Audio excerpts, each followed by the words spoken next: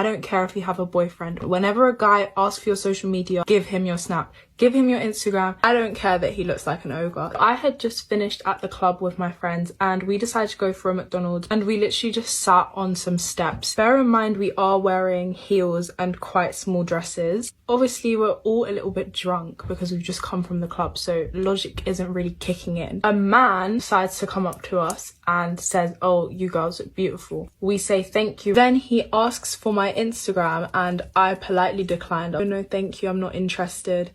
The man did not move. He asked again. I said, "I'm literally not interested. Like, no, you can't have my social media." Just decided that he wasn't gonna move until I gave him my Instagram, and he was making us all feel super uncomfortable. Probably should have just given in. If I've said no once, I'm not gonna change my mind. Obviously, men don't understand that. So my friend stood up and she said, "Please, can you move away?" She said no. He said, "No, I'm not moving until she gives me her socials." My friend again said, "Move away." She said no, "Leave us alone." This man then proceeded to punch her and she literally fell down the stairs, but he wasn't done. He ran down the stairs and continued to punch her, pull her hair. Obviously this is a 5'4" girl against like a 6'1" man. He was so into the whole punching thing that his trousers literally fell down. Like, we could see this man's whole bum while he's got her pinned on the ground, literally repeatedly punching her in the face. We obviously couldn't stop it because we are also just gonna get beaten up. So strangers were jumping out of their car and trying to separate them, and this man just ended up running off. A massive group of men like asked us what happened and tried to find him. Like, they all went after him, but genuinely no one could find him. And obviously with the London Underground, you can hop into any station and disappear like that. And someone who was watching it all happen called the police and they asked for a statement from us and like a description of him. Obviously they never found him and nothing was done about it. This girl literally having a patch of hair missing from her head and bruises all over her. And I can't help but think it was my fault because I chose to say no to a man, which is crazy. The only way to prevent yourself from this happening and staying safe is honestly just let them have it. Because at the end of the day, as soon as they add you, you can literally block them straight away. I would say avoid giving out phone numbers just because they can still carry on calling you on no caller ID even if you've blocked them. I don't care how ugly they are because this is actually a safety issue. No one should ever experience that in their lifetime. Let me tell you why this is so cringe-worthy, okay? Let me just start off with, the fact that she said that when they were on the steps and they were intoxicated after the club, that the logic was not there. It seems like the logic has still not returned. Okay? It seems like the logic is still not present. Like, that's what I'm getting from the story. This story has made waves on social media, specifically on TikTok. Like, this has literally gone viral on TikTok with the amount of responses that she got from this video with, so many women just responding saying, you're telling us the story, you're telling us what happened, but you were never telling us how you assisted your friend who was getting beaten up. Like, you're never telling us how you guys jumped in and tried to save her or tried to protect her. Like, this is the space that a lot of women are coming from as they are, responding to this woman and how she articulated the entire situation. This woman then made another video trying to say that, the girl wasn't really her friend and the girl was arguing with the man. Let me just dial it back. This whole video that she made, the purpose was trying to paint the narrative that men are dangerous, in that, if a man is trying to holla at you and he's trying to get your phone number or get your social media or whatever the case is, just give it to him because at the end of the day, they can harm you.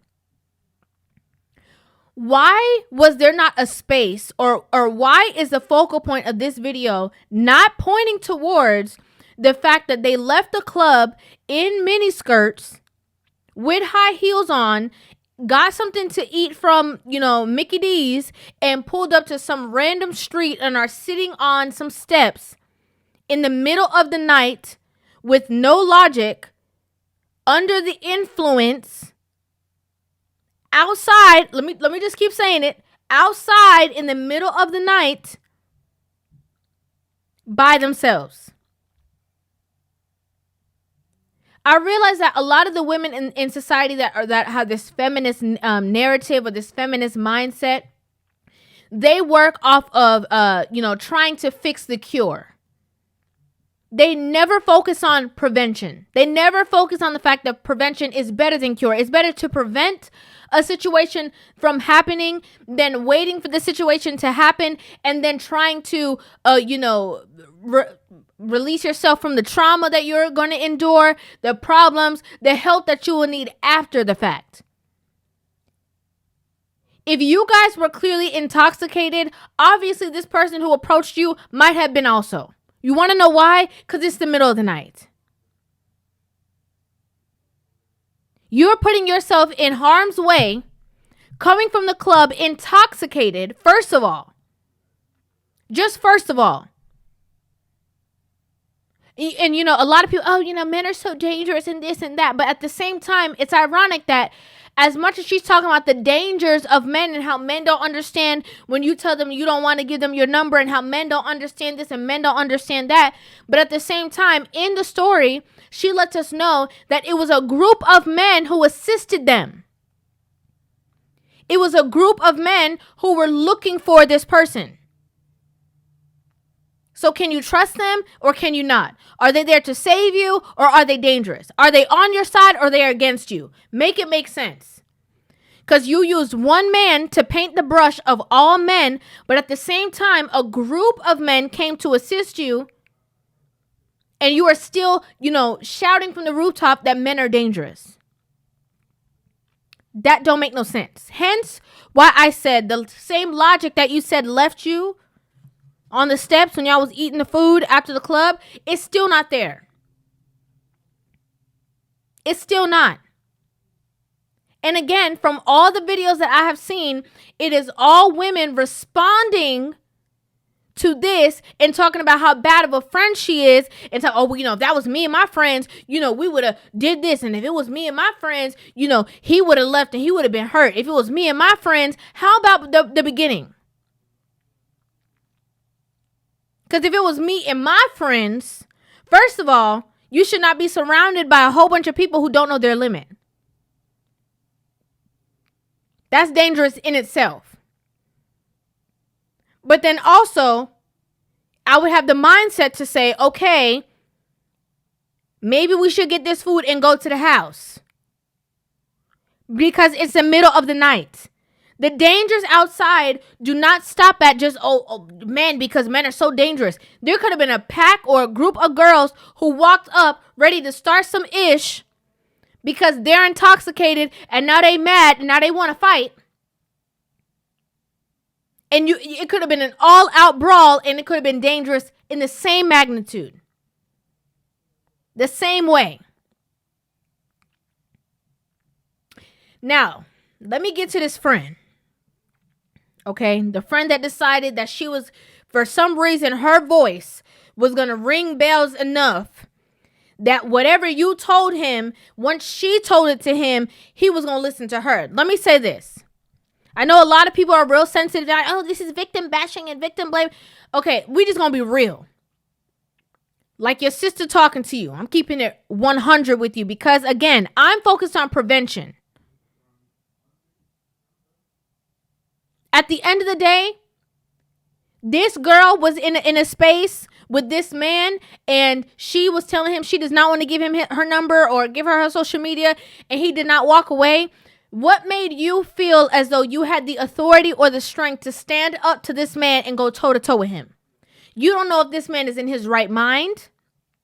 Clearly he's not. You don't know if this man is intoxicated. You don't know what, this is a stranger. You don't know what is going on in this person's mind. And you decide that you're going to stand up toe to toe with this person because you know how to check people or keep people in their place. And you the woman defender and you going, put on your cape and you're just as strong as a man. You're 5'4". This man is 6'2". And you going to stand up against him. In the second video, this woman says she was screaming, they were arguing, all kind of stuff before they got to tussling. So you and yourself think that you can challenge a man physically. You think there's no problem with that? I find issue that you think you can even challenge this person. It's more than just that the friends didn't jump in and try to assist her and try to save her. Are they wrong? Yes, because if whoever you are grouped together with, you guys are supposed to be supporting each other. Hence why I would not want to be friends with a lot of these women. Okay? That's why all the women are going against her on social media. Even people who don't have the logics of preventing the situation would not want to be friends with this type of woman because there is no support. However, if you are out with 10 women and 9 of them are sitting down because they have it in their mindset, I am not going to challenge this person because I cannot challenge a man physically, and you decide to be that one, I have to look at you crazy. Because there was no support for you. That doesn't make any sense. Where were the people, there was people on the sidelines who were calling 911. Why weren't you guys doing that? The same strength that the friends saw that like, okay, this guy's not going anywhere. Why wouldn't she say, you know what, let me dial 911. Let me call. You know what, guys? We should get up. Let's go.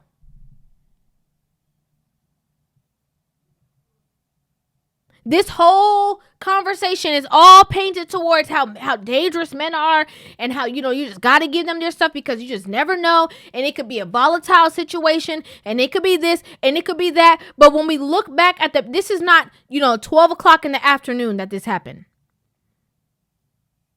This was not a day that you guys are not inebriated and y'all just chilling in broad daylight and somebody just approach y'all and it just goes haywire. This is literally in the wee hours of the morning after a lot of people maybe done gone out the club. Left the club. Maybe he was in the club and y'all didn't even know he was there.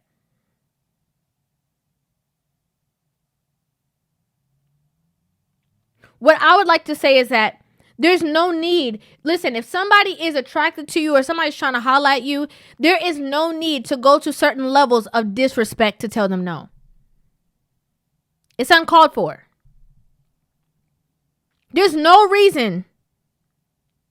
I could understand if you are in a certain situation, or if somebody's like trying to become violent or whatever, and you were trying to get yourself. But even then, I do not see the reason why a lot of women go to lengths of trying to, challenge a man or try to humiliate him or try to embarrass him, try to disrespect him just because he wanted to holler at somebody and you weren't interested.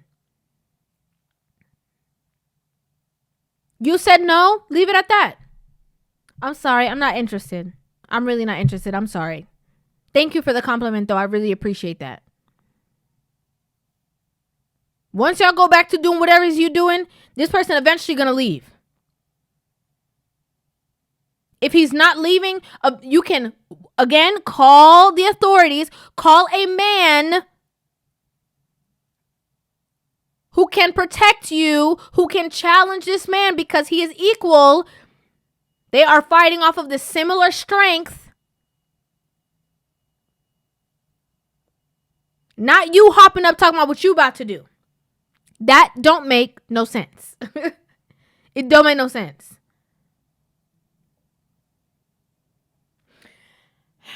I'd like to know what you guys think about this in the comment section down below. I would love to hear you guys' thoughts on this video. Make sure you guys hit that subscribe button and give this video a thumbs up. And I will see you guys in the next one. Love you.